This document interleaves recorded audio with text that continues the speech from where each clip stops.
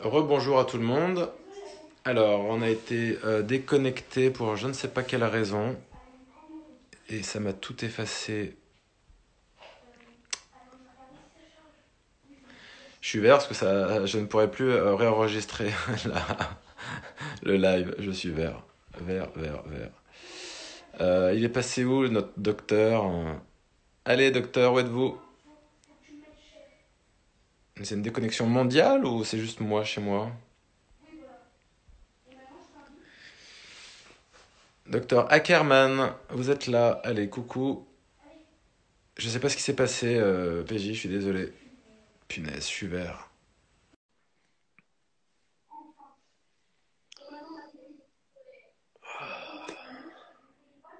Oui, je suis là, ça a coupé. C'est bon? Ouais, mais ça m'a pas enregistré. J'ai pas pu sauvegarder ma vidéo, donc il y a rien de sauvegardé. Je suis vert. Je suis vert. Bon, c'est pas grave.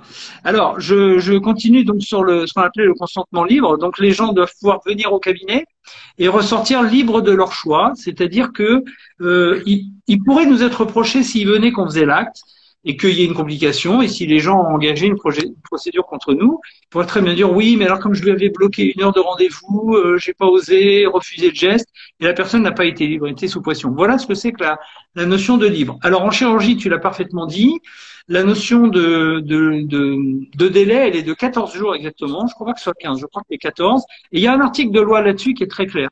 Chez nous, il n'y a pas de délai de demander obligatoire en termes de loi, mais par contre, on nous dit que le consentement doit être libre. Et ça, c'est écrit dans toutes les sociétés savantes, même d'ailleurs dans les rapports du Conseil de l'ordre.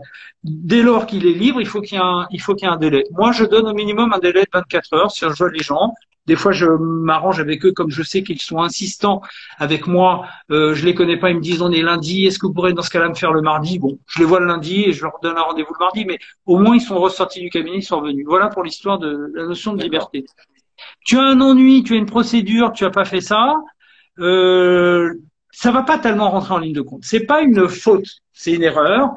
Ça va un petit peu aggraver ta responsabilité, mais comme ça se joue au niveau des assurances, c'est pas non plus, tu vois, c'est pas une responsabilité pénale.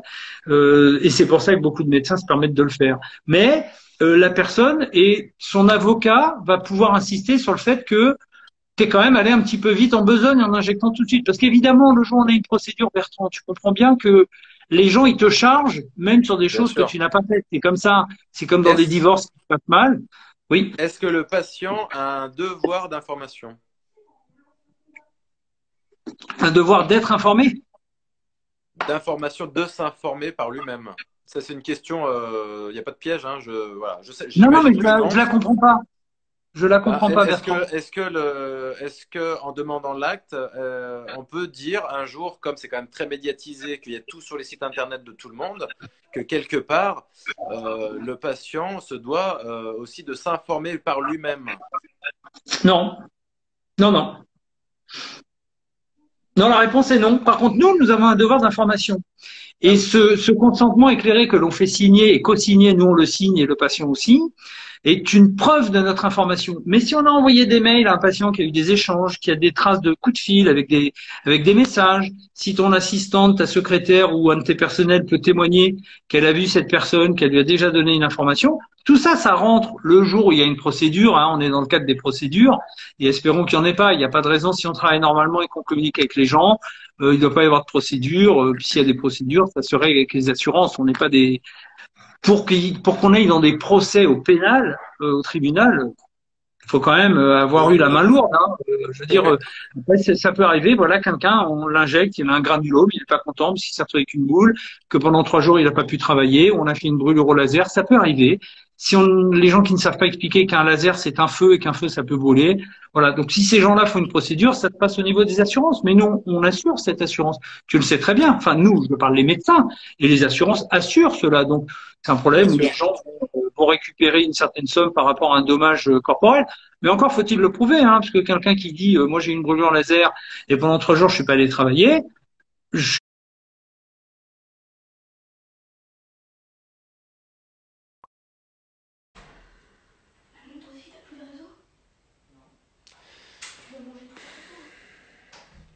Est-ce que vous pouvez, je sais pas, le réseau de...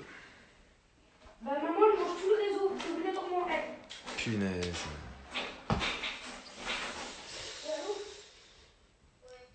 Rebonjour à tout le monde. Alors, on a été déconnecté pour je ne sais pas quelle raison. Et ça m'a tout effacé. Je suis vert parce que je ne pourrais plus réenregistrer le live. Je suis vert. Vert. Il est passé où notre docteur? Allez, docteur, où êtes-vous? C'est une déconnexion mondiale ou c'est juste moi chez moi? Docteur Ackerman, vous êtes là. Allez, coucou. Je sais pas ce qui s'est passé, PJ, je suis désolé. Punaise, je suis vert.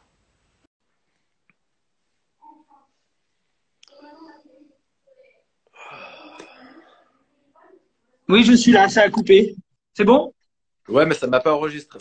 J'ai pas pu sauvegarder ma vidéo, donc il y a rien de sauvegardé. Je suis vert. Je suis vert. Bon, c'est pas grave. Alors, je continue donc sur ce qu'on appelait le consentement libre. Donc, les gens doivent pouvoir venir au cabinet et ressortir libres de leur choix. C'est-à-dire que il pourrait nous être reproché s'ils venaient qu'on faisait l'acte et qu'il y ait une complication. Et si les gens ont engagé une procédure contre nous, ils pourraient très bien dire oui, mais alors comme je lui avais bloqué 1 heure de rendez-vous, j'ai pas osé refuser le geste et la personne n'a pas été libre, elle était sous pression. Voilà ce que c'est que la notion de libre. Alors en chirurgie, tu l'as parfaitement dit. La notion de délai, elle est de 14 jours exactement. Je crois pas que ce soit 15, je crois que c'est 14. Et il y a un article de loi là-dessus qui est très clair. Chez nous, il n'y a pas de délai de demander obligatoire en termes de loi, mais par contre, on nous dit que le consentement doit être libre. Et ça, c'est écrit dans toutes les sociétés savantes, même d'ailleurs dans les rapports du Conseil de l'ordre. Dès lors qu'il est libre, il faut qu'il y ait un délai. Moi, je donne au minimum un délai de 24 heures si je vois les gens. Des fois, je m'arrange avec eux, comme je sais qu'ils sont insistants avec moi. Je les connais pas, ils me disent on est lundi, est-ce que vous pourrez dans ce cas-là me faire le mardi? Bon, je les vois le lundi et je leur donne un rendez-vous le mardi, mais au moins ils sont ressortis du cabinet, ils sont revenus. Voilà pour l'histoire de la notion de liberté. Tu as un ennui, tu as une procédure, tu as pas fait ça, ça va pas tellement rentrer en ligne de compte. C'est pas une faute, c'est une erreur. Ça va un petit peu aggraver ta responsabilité, mais comme ça se joue au niveau des assurances, c'est pas non plus, tu vois, c'est pas une responsabilité pénale. Et c'est pour ça que beaucoup de médecins se permettent de le faire. Mais la personne et son avocat va pouvoir insister sur le fait que t'es quand même allé un petit peu vite en besogne en injectant tout de suite. Parce qu'évidemment, le jour où on a une procédure, Bertrand, tu comprends bien que les gens, ils te chargent, même sur des Bien choses que sûr. tu n'as pas faites. C'est comme ça. C'est comme dans des divorces qui se passent mal. Oui. Est-ce que le patient a un devoir d'information? Un devoir d'être informé. D'information, de s'informer par lui-même. Ça, c'est une question. Il n'y a pas de piège. Hein, voilà, je sais, Non, mais j'imagine que non. je la comprends pas. Je la comprends pas, Bertrand. Est-ce que en demandant l'acte, on peut dire un jour, comme c'est quand même très médiatisé, qu'il y a tout sur les sites internet de tout le monde, que quelque part, le patient se doit aussi de s'informer par lui-même? Non. Non. Non, la réponse est non. Par contre, nous avons un devoir d'information.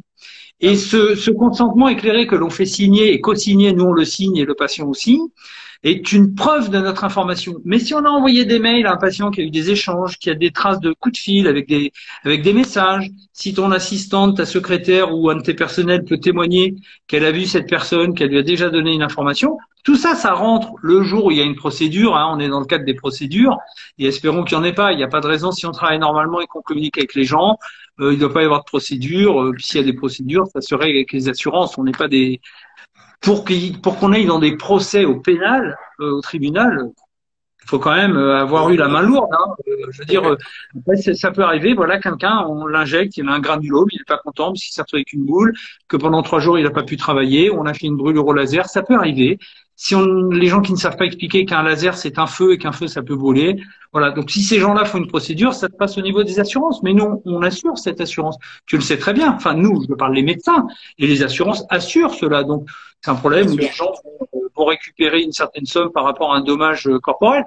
Mais encore faut-il le prouver, hein, parce que quelqu'un qui dit moi j'ai une brûlure laser et pendant 3 jours je suis pas allé travailler, je suis désolé pour eux, mais ça vaut pas grand-chose en matière assurantielle. Les gens qui disent on m'a fait un Botox, je me suis retrouvé de traviole, comme le Botox est un produit qui dure vraiment pas longtemps, ils vont avoir du mal à avoir une. Donc moi j'engage les gens à faire une procédure si c'est nécessaire et d'en discuter avec nous, parce que nous on est là pour ça. C'est la loi Kouchner qui nous permet de ne pas aller en procès et de discuter une indemnisation des victimes. C'est ça le grand principe de la loi Kouchner de 2004.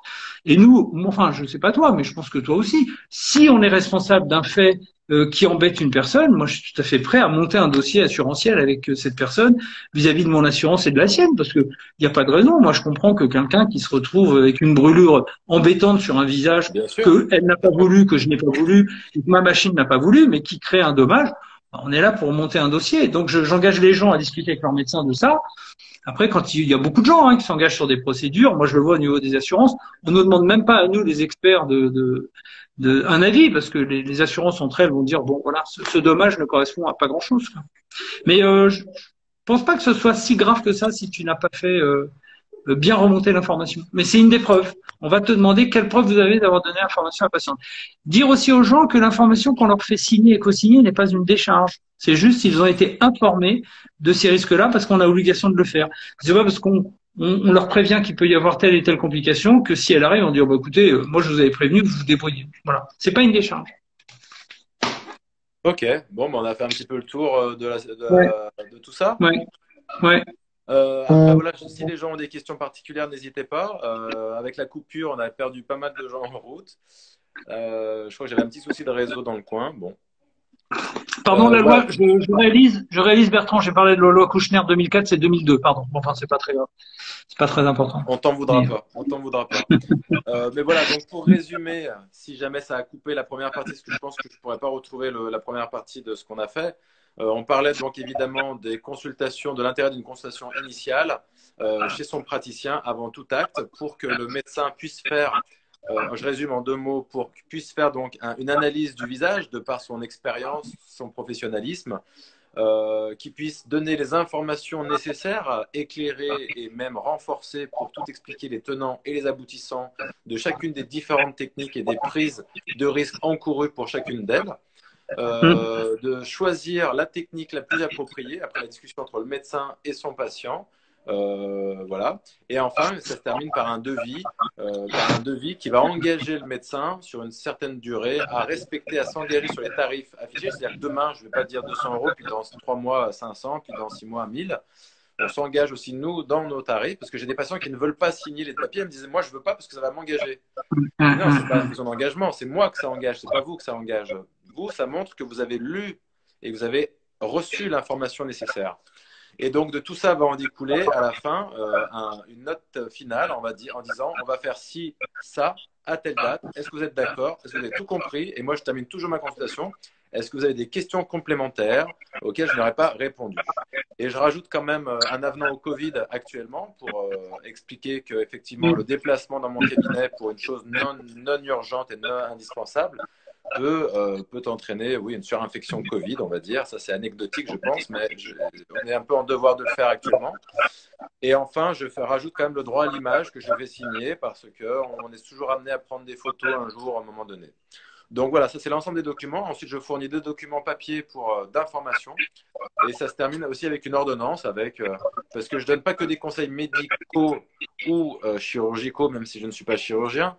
Je donne aussi un avis sur la cosmétologie, les crèmes à utiliser, sur la micronutrition avec les compléments alimentaires. Donc ma consultation, elle est médicale, esthétique, micronutritionnelle et cosmétologique. Donc tout ça, ça prend une demi-heure, 40 minutes. Et comme tu disais, à la fois, tout travail mérite salaire. Deuxièmement, on ne peut pas faire de gratuité parce que c'est un acte commercial. Voilà. On m'a posé la question de la durée du devis. Alors, moi sur mes devis, c'est indiqué que ces tarifs sont valables à 6 mois. Voilà. Pareil. Il faut, normalement, ça va être indiqué sur un devis, pardon? On peut faire 1 an ou non? Oh bah, tu fais ce que tu veux là-dessus, je crois pas qu'il y ait de loi. Enfin là, alors il faudrait voir avec plutôt les vendeurs de télévision, je sais pas combien de temps dure un devis, mais voilà, non, mais moi je précise que c'est 6 mois. Steph, tu poses la question de savoir si on peut l'envoyer par mail. Bah oui, on peut très bien envoyer le devis par mail, mais clairement il faut qu'il soit signé au cabinet et que le patient a son exemplaire. Moi j'ai le mien. Alors, très souvent, je sais pas comment tu fonctionnes. Moi, je sais que les patientes, ces papiers-là, bien souvent, elles partent avec et puis ça finit à la poubelle. Et même si je suis déjà d'une génération ancienne, je suis quand même écolo et ça m'embête de d'abîmer nos forêts pour ça. Donc, je leur propose une photocopie si elles veulent, je le fais. Sinon, très souvent, maintenant, elles font une photo avec leur portable et elles gardent ça dans un coin. Voilà. Donc, mais Alors, ce devis et ce consentement doivent être en double exemplaire. moi, je le fais en exemplaire unique. Et je leur remets et je leur demande de me le renvoyer signé ou de me le rapporter la prochaine fois. J'écris moi à la main la date et le nom et le prénom pour qu'ils soient datés de la consultation initiale. Et lorsqu'elles reviendront, je le scanne à ce moment-là. Pour l'envoi par mail, moi, je mets signature électronique. Je fais des devis avec des signatures électroniques et avec la date de la consultation par téléphone, FaceTime, ce que tu veux. Et la personne reviendra avec une date de plus de 7 jours pour moi. Je suis à 7 jours sur le délai de réflexion par la suite. Mais effectivement, une consultation par téléphone, ça n'enlève pas la visio. Moi, je me posais la question de la téléconsultation pour les gens qui habitent un peu loin. Des fois, j'ai beaucoup de patients qui viennent de Suisse, plus de 3-4 heures de voiture, et de garder peut-être la téléconsultation pour ces gens-là, parce que ça, envoyer un devis, ça fait pas tout. Je pense qu'il faut percevoir la personne. Voilà. Alors, non, mais là-dessus, t'as un vrai discours de vérité, parce que moi, j'ai une consultation en banlieue de Paris où je n'ai pas du tout ces problèmes-là. J'ai une consultation à Paris dans les quartiers chics où effectivement des gens viennent de loin pour se faire injecter dans ce cabinet-là, moi ou quelqu'un d'autre, mais et c'est beaucoup plus compliqué. Je reconnais que c'est beaucoup plus compliqué. Je n'ai pas la réponse. Alors, moi, je rajoute des fois dans mon consentement. Ça m'arrive dans 1, 2, 3% des cas de faire une injection le jour même. Mais j'ai eu une traçabilité des gens que j'ai eu en WhatsApp vidéo, donc j'ai pu examiner leur visage. Donc une sorte de téléconsultation, quel qu'en Ouais, soit c'est le ça. moyen finalement. Il y a des mails échangés. Ce sont des gens qui ont déjà eu des injections. Ce sont des Voilà. gens sur lesquels, sur le consentement, je fais noter. En plus, il y a une petite phrase qui dit que ils sont parfaitement au courant. Ils l'étaient avant, je les ai mis au courant et qu'on a bien verrouillé ensemble l'information avant et qu'ils ont déjà eu dans d'autres centres des injections, qu'ils en connaissent les risques et qu'ils acceptent de sauter ce délai qui est préconisé par le docteur X. Voilà, donc mais moi, ça me satisfait pas parce qu'on ne devrait pas le faire. Il faut être honnête, on ne devrait Bien pas le sûr. faire. Mais voilà, je comprends que toi, sur Lyon, tu as des personnes qui peuvent venir d'assez loin, ce qui est mon cas sur Paris. Mais pas dans ma banlieue à moi. Dans mon département de banlieue, j'ai des gens qui sont très compréhensifs et qui comprennent. J'ai des gens qui viennent de l'autre bout de Paris parce qu'ils sont adressés par des amis dermatos. Ben même ceux-là, je ne fais pas. Et je sais, des fois, ils mettent 1 heure et demie de voiture. Hein. Je leur explique au téléphone, quitte à ce qu'ils me disent, mais écoutez, moi, je ne peux pas venir juste pour une consulte. Ben voilà, je leur dis non, non, non. Voilà, c'est très très rare, vraiment, c'est rarissime que je le fasse, même sur Paris. Hein, je m'arrange toujours je louvoie. Pour répondre à Stéphanie, donc qui dit vous ne craignez pas que l'analyse par téléconsultation soit incomplète. Alors Ah oui, évidemment, elle oui. sera incomplète. Voilà, mais en tout cas, ça permet, je pense, de percevoir la personnalité du patient, sa demande, d'objectiver sa demande, et ça permet. Alors traçabilité sur Doctolib, oui, il y aura une traçabilité. Sur WhatsApp, FaceTime, je suis pas certain que ce soit pris en compte. Et je pense que c'est mieux d'être sur des organismes. J'ai pas d'action chez Doctolib, mais j'ai découvert Doctolib pendant le confinement et où j'ai fait pas mal de consultations de vie sur Internet. Écoute, c'est très satisfaisant. Surtout pour, je rappelais tout à l'heure, les dysmorphophobies qui sont majorées dans notre profession et sur certains actes comme la pénoplastie ou la rhinoplastie qui sont encore plus majorées. On arrive en rhinoplastie, il y a une étude qui avait montré jusqu'à 20-25% de dysmorphophobie chez les demandes de nez. Donc, déjà, tu peux jauger un petit peu. Donc, même si c'est incomplet, ça te permet déjà, oui, non, de voir un petit peu la personne et puis de s'adapter. Donc, ça, c'est plutôt pas mal. Après, bah non, écoute, après, non, je sais plus ce que je voulais dire. Talala, talala. Moi, je voudrais juste résumer vraiment que cette consultation, elle est importante pour l'expertise que l'on va donner, pour que le patient, il voit quel est le médecin qui lui parle et qu'il se rende compte que c'est un médecin et que c'est pas quelqu'un d'autre. Je veux dire, je pense que nous, si on fait du laser, on sait ce que c'est qu'un laser. On n'utilise pas simplement une machine sur laquelle on appuie sur des boutons. On connaît les principes physiques du laser, ce qui nous permet aussi, je pense, d'en être meilleur. Donc, ça permet de rassurer le patient. Ça nous permet, nous aussi, de voir une patiente. C'est rarissime, mais on peut refuser une patiente une injection. Enfin, refuser qu'on l'injecte tout court ou qu'on fasse un soin tout court. Donc c'est important pour nous aussi. Et puis c'est cette expertise obligatoire du consentement libre avec délai, donc une consultation avec délai, d'un consentement éclairé, on a donné l'information aux gens, et puis l'établissement d'un devis, et donc c'est la prise de contact, les papiers remplis, voilà, c'est quelque chose de sérieux qui est fait sérieusement. D'ailleurs, je ne vois pas pourquoi nos collègues médecins esthétiques, pour certains, ne font pas ça, alors que chez tous les chirurgiens esthétiques, plastiques et reconstructrices, hein, ils ont la triple spécialité, tu le sais, et ben chez tout le monde, pour mettre des implants mammaires, pour faire une rhinoplastie chirurgicale, pour faire ce que l'on veut, il y a un papier qui est signé et on t'opère 14 jours après ou 15, enfin bon, je ne sais plus si c'est 14 ou 15, mais, et ça je vois pas pourquoi ils seraient tous à 100% comme ça et pas nous. Donc c'est à nous, et peut-être par des Insta Live et des choses comme ça, de faire évoluer les choses, même si on va se mettre des gens à dos, parce que je sais qu'il y a on a des collègues qui, hop, on les téléphone, hop, ils font le geste le lendemain. Alors, C'est pas légal. Ce qu'il faut juste noter, parce que là on parlait du thème de la consultation initiale, je pense que je le fais systématiquement pour les patientes qui ne sont jamais venues à mon cabinet, il faut le rappeler. Pour les personnes qu'on suit, qu'on a vues il y a 5 ans, je ne vais pas refaire un devis. Je l'ai vu il y a 5 ans, j'ai fait un devis il y a 5 ans. Bon, voilà, on va reparler un petit peu au début, on se connaît, etc. Voilà, la consultation, on parle vraiment pour les patients novices. Après, la question peut se poser pour un patient qui n'est jamais venu chez nous, mais qui est suivi par mon confrère depuis 10 ans. Et puis, elle a envie de changer, elle a envie de renouveau, elle a envie d'un nouvel œil. J'allais dire jeune, mais bon, je suis plus tout jeune. Est-ce que dans ces cas-là, il faut quand même un devis? Oui. Enfin, un délai de réflexion, je veux dire. Mais oui. Non, c'est pour tout le monde. C'est pour tout le monde, Bertrand. C'est pour tout le monde. Effectivement, je suis comme toi, mes patientes que je connais bien, que je suis depuis des années pour des soins que l'on connaît tous. Elles me téléphonent, voilà, je voudrais faire mes sillons, je voudrais faire mes pommettes, je voudrais faire mon front. Bon, très bien, je donne rendez-vous, il n'y a pas de souci. Elles ont déjà eu l'information. Et ça, s'il y avait une procédure, on pourra prouver largement que l'information, elle a été donnée. D'ailleurs, je la redonne à chaque fois, hein. Tu sais, Bertrand. Ouais. Régulièrement, quand la patiente revient, je dis, vous vous rappelez des complications graves éventuellement? Elle me dit, ouais, je sais, vous me parlez de ci, vous me parlez de ça. On y va, on fait le geste. Bon, voilà. Mais par contre, un premier patient, une première patiente, qui vient de l'étranger et qui vient de chez ton confrère à côté qui connaît pour tout le monde, c'est première consultation et donc délai. Qui, je te dis, chez moi, j'essaye d'être plastique, peut être réduit à 24-48 heures, c'est pas un problème. Mais il y a eu une première consultation, elle est ressortie de mon cabinet. J'avais même, pour la petite info, discuté une fois avec une copine qui est avocate, qui connaît bien le droit médical, qui m'avait dit, en exagérant un petit peu, on pourrait dire que tu la laisses sortir du cabinet, que tu l'injectes dans 2 heures. Elle va faire des courses, elle va faire un tour, elle revient dans 2 heures, elle a pris son temps de réflexion, et donc elle a été libre de faire son acte. Tu comprends, le mot libre, c'est ça.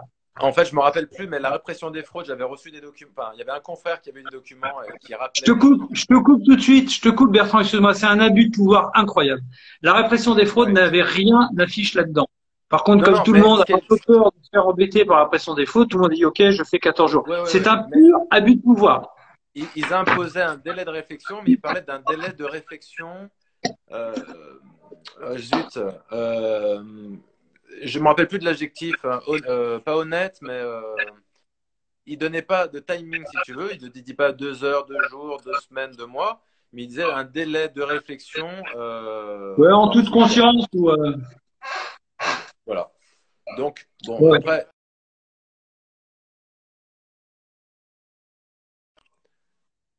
Peut-être un délai suffisant, effectivement. Merci, Laurent. Pour avoir eu aussi des cours, on a une superbe juriste médicale à Lyon qui s'appelle Maître Bullock, qui nous disait de toute façon, quoi qu'il arrive avec l'avancée des choses, on va de plus en plus, le droit chirurgical et médical va se rapprocher, et dans un premier temps, il vaut mieux tendre vers le droit chirurgical, parce que comme on le rappelle, les acides hyaluroniques sont des dispositifs médicaux qui sont considérés comme des implants chirurgicaux sur le site de l'ANSM. Et donc, voilà. La deuxième chose que je voulais rajouter, c'est, tu disais, l'obligation, est-ce qu'il y a une obligation, enfin moi je pense que oui, mais d'afficher son diplôme dans un cabinet? Parce que souvent j'ai des patientes qui vont chez des esthéticiennes ou des fausses médecins qui disent oui, j'ai le diplôme, et moi je leur dis, demandez le diplôme. Et les personnes refusent de montrer le diplôme. Très bonne question, Bertrand. Je n'ai pas la réponse. Voilà. pense que tu as une obligation de l'avoir dans ton cabinet, de l'afficher, je ne sais pas. Mais je sais même pas si on a l'obligation. Mais je pourrais te répondre là-dessus. Mais c'est une très belle question. Je me suis jamais posé. Et pour être très sincère, chez moi, il n'y a même pas une photocopie de mon diplôme. Donc, je D'accord. serais peut-être en faute, tu vois. Donc, mais je Alors, ne sais pas si on doit l'afficher. Je ne sais pas. Je n'ai pas la je sais réponse. qu'on a une obligation d'afficher les tarifs en salle d'attente et sur Oui, le lieu de oui, règlement. oui, Donc, en général, il faut oui, ça deux oui. Ça, oui. affichages pour les devis. Ça, c'est la Après, seule chose sur laquelle la répression des fraudes avait raison, c'est l'affichage des tarifs. Ils oui, venaient contrôler ça, aussi le fait qu'on fasse des papiers, ça, ils ont raison. Mais quand ils se sont mis à imposer, bon, chez les réseaux sociaux, ça va très vite. On a été très vite au courant qu'il y avait des visites de la répression des fraudes dans tous nos cabinets. Vraiment, je répète, c'est un pur abus de pouvoir de nous imposer les 14 jours. C'est faux. Il n'y a aucun texte de loi qui, en médecine esthétique, nous l'impose. exactement. Ça, c'est clair et net. D'accord? Bon, bah, écoute, je pense qu'on a fait un petit peu le tour de la question. Je pense que je pourrais pas récupérer le début du live pour faire mes petits montages, mais bon, tu nous avais dit tellement de choses intéressantes. Voilà, j'espère que ça a éclairé un petit peu les gens. Ce qu'on a dit, c'est pour ça que je me suis permis de refaire un peu de reparler un peu de ce qu'on a dit au début pour pouvoir faire mon montage vidéo. Voilà, merci à toi pour toutes ces informations. Et puis j'espère j'aurai pas trop affaire à toi les années à venir d'un point de vue assurantiel. Non, non, mais il y a pas de raison. Si on travaille normalement avec des patients normaux, on communique et il n'y a pas de raison. Après, c'est une médecine comme toutes les médecines qui peut avoir des petits Bien sûr. incidents, des petits dommages corporels. Il n'y a pas de raison. Moi, je voulais te remercier. C'est très bien tes Insta Live et c'est bien d'en faire. Il y a beaucoup de gens qui ont besoin d'informations. Voilà, je te remercie. Je suis toujours honoré qu'on me pose des questions sur une mini ou une micro-expertise que je pourrais avoir. Donc, merci à toi. Bah, écoute, au plaisir. Je pense qu'on n'aura pas de prochain confinement tout de suite. Donc c'est pour ça que je voulais en J'espère. profiter. On espère. Et puis si jamais il y avait d'autres confinements, je pense que je me reprêterai au jeu des lives. Et voilà, le but étant d'informer, je pense, les patients. C'est pas de la publicité, mais c'est même pas de la communication. Je pense que c'est de l'information pure. Et Oui. j'ai fait un topo sur les millénials où on voit que les choses vont très très vite chez les jeunes. Et j'ai fait un topo sur les injections illégales que j'ai quand même posté parce que c'était un peu houleux à la fin où les gens nous rétorquent des choses horribles, comme quoi on pense qu'à l'argent, etc. Et je pense que la consultation initiale doit être imposée à tous pour justement éviter que les jeunes partent dans la nature, faire je ne sais quoi avec je ne sais qui. Donc Alors, voilà. Alors c'est vrai que là-dessus, j'en ai pas parlé, toi tu en as beaucoup parlé, et c'est clair que toi, à ton âge, tu en vois encore plus que moi, mais c'est vrai qu'on en voit tous de plus en plus dans nos cabinets. Là, vraiment, les millénials, il faut savoir vraiment les guider. J'ai vu il y a pas très longtemps sur un webinar un médecin esthétique qui disait que ces millénials, il les convoquait tous les 3 mois pour faire un soin. Là, j'avoue que Ah oui, oui. non, non, non, non, non. La problématique, Non. c'est si tu es, on va dire, je veux pas dire esthéticienne parce que c'est pas, je veux dire si tu es injecteur illégal, voilà, injecteur illégal, tu n'auras pas cette retenue du médecin de dire, voilà, en général, les gens viennent 2, 3 fois par an au cabinet, en gros, point, tu vois. Sauf si 3, 4 fois, je parle pas de l'épilation laser évidemment. Une esthéticienne, j'ai fait un live aussi avec une esthéticienne qui disait la différence, c'est que le médecin, vous êtes là pour les gros trucs. Donc vous, 2, 3 fois par an, voilà. Alors que les petits soins, ce sera moi qui vais les faire par une esthéticienne, c'est normal. Mais que des millennials de moins de 25, 30 ans viennent, effectivement, comme tu dis, tous les 2, 3 mois pour faire des choses de façon abusive. Moi, on m'a demandé avant le confinement, elle avait 32 ans, non, même pas 28 ans, elle voulait un peeling au phénol pour des pores dilatés. Donc, à un moment donné, je dis, est-ce que vous savez de quoi vous parlez déjà dans un premier temps?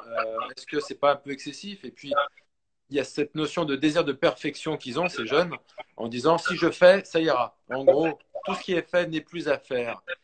Et il y a l'impatience et ce qu'on appelle voilà, l'intolérance à la frustration, au refus. Ils n'aiment pas le refus. Donc, moi, j'ai fait le live sur les injections illégales. Les gens me disent, quand vous ne voulez pas, moi, on m'a refusé en médecine. Je suis allé voir une esthéticienne, enfin, une fausse injectrice, pardon, qui m'a injecté. Tout ce qu'on ne veut pas faire, ces personnes-là vont le faire. Donc, je pense que on a vraiment un devoir d'information il ne faut pas attendre dans 10 ans M6 Capital qui va dire regardez tous ces ratés sur les millénials qui ressemblent à des robots, qui sont horribles, encore des médecins peu scrupuleux qui s'en sont mis plein les poches. Voilà, c'est des Oui, choses qui, c'est-à-dire moi, que c'est difficile pour elle parce que c'est aussi le monde de l'image. Ce sont des gosses, entre guillemets, je me permets de parler de gosses parce que mes enfants sont des millénials, euh, qui vivent dans un monde de l'image. Et moi, j'ai un souvenir. Alors, effectivement, on peut y répondre. J'ai un souvenir d'une jeune fille de 15 ans qui m'a tanné au travers de sa maman qui venait au cabinet parce qu'elle avait un tout petit angiome rubis ici, c'est-à-dire que c'est un petit vaisseau rouge, violet, qui faisait la taille d'une tête d'épingle. Et elle me disait, mais sur toutes les photos, vous comprenez, je vois à droite, à gauche, en haut, en bas, la lumière, pas de la lumière. Enfin, parce que ce monde-là est un monde qui prend des images et des photos à 40 par seconde. Cette jeune fille, elle était traumatisée par ça. À la fin, j'ai craqué avec la maman. Je lui ai dit, bon, je vais lui faire un tir laser, ok. Je lui ai fait un tir de laser, ça a enlevé le sous-petit angiome, bien sûr, tout de suite, aucune complication. Je n'ai même pas tarifé tellement c'était ridicule. Et j'ai quand même vu cet enfant, je l'ai revu plusieurs fois me bénir parce que donc je me suis dit finalement, je lui ai quand même fait du bien. Je veux dire, je peux pas non oui, plus. Mais là, c'était presque justifié parce qu'il y avait un petit vaisseau. Mais ça dire c'est que ce vaisseau-là, justifié, moi, c'est je l'aurais eu, je suis justifié. pas sûr que moi je l'aurais vu, Bertrand, tu vois. Donc, quand on a des patients qui viennent et qui nous disent, voilà, quand je suis incliné comme ça vers 17 heures l'hiver avec une lumière qui vient de droite, ici, je trouve que j'ai un petit creux. Voilà, il faut aussi qu'on sache leur dire, voilà, une image, ça se regarde à 1 mètre, à 1,50 m. Personne ne vous regarde comme ça à 5 cm. Ce qu'elles font, voilà. Alors c'est compliqué parce que moi je les comprends et au travers de cette jeune fille à 15 ans à qui j'ai enlevé un petit angiome, j'ai quand même pu comprendre aussi des choses. Je crois que je lui ai vraiment fait du bien. Elle était ravie, elle a jamais rien demandé de plus, hein, du reste. Mais donc il y a des choses que l'on peut faire, des choses que l'on ne doit pas faire. On doit leur apprendre aussi à gérer leur image, à reculer les soins parce que ok, tu fais des lèvres, tu regonfles des lèvres à une jeune fille de 18, 20, 22, 25 ans, très bien. Mais après, quand ça sera les lèvres, ça va être le front. Quand c'est pas le front, ça va être les pommettes. Et comme tu dis, ça va finir dans 10, 15 ans avec des reportages sur nous qui sont, voilà, ces médecins un peu scrupuleux. Et pardon, on va retrouver avec des petites Bogdanov, quoi. Enfin, voilà. Et c'est pas ce que l'on veut. C'est surtout pas la French Touch. Donc, voilà, les millénials sont très, très importantes. Tu as raison d'en parler dans la première consultation. Vraiment apprendre. Alors, on peut faire de l'esthétique, mais c'est nous qui allons cadrer. On est professionnels. Bien On sûr. va donner notre expertise.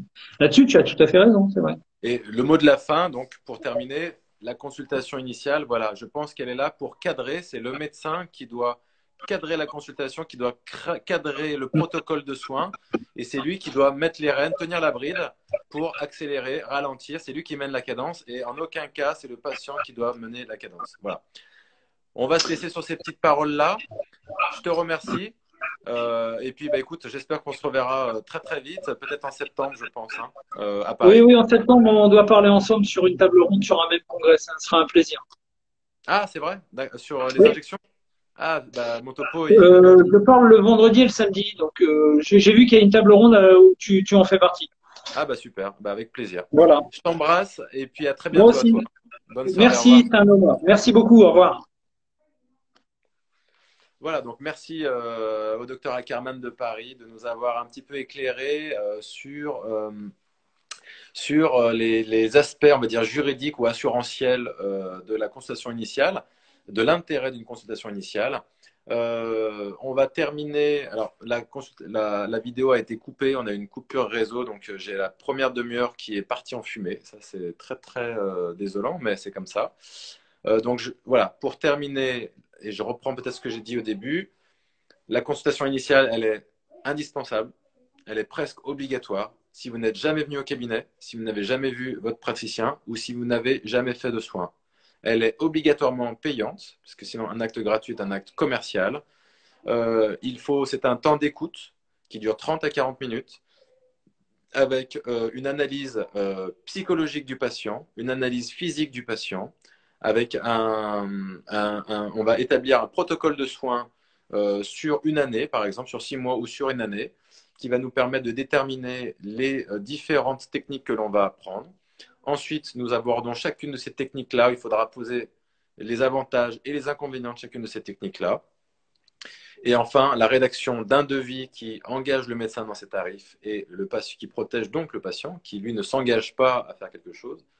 la rédaction d'un consentement libre et éclairé pour expliquer par écrit les problématiques qui peuvent survenir suite à des injections. Un droit à l'image que moi je fais signer parce qu'on prend toujours des petites photos, des choses comme ça. Il y a des caméras de surveillance, il y a toujours des petits. Voilà.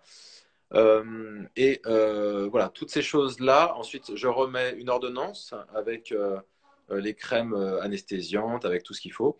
Donc, on a une analyse médicale, on a une analyse esthétique. À ça, je rajoute une analyse micronutritionnelle pour savoir quels sont les compléments alimentaires qui pourraient vous satisfaire pour mieux vieillir.